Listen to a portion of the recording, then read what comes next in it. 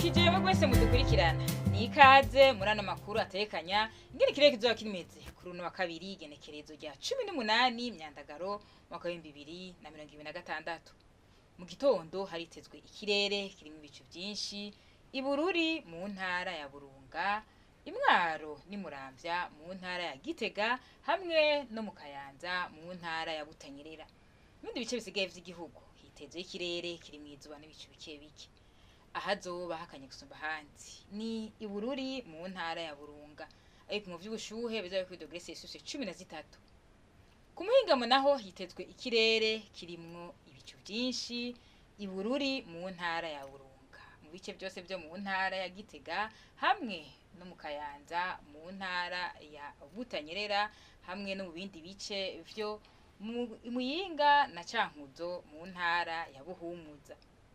Ibindi bice bisigaye hitezwe ikirere kirimwo izuba n'ibicu bike bike.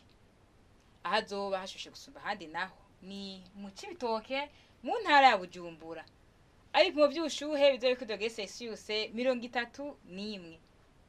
Mu gitondo hitezwe ko izuba rizoseruka igice isaha 12 zirenga iminota 6 rirenge igice isaha 12 zirenga iminota 7 z'umugoroba. Amakuru atekanye ikirere mwatubwe n'igejebu agarukiye hano. Makuru cyane kuyakurikirana.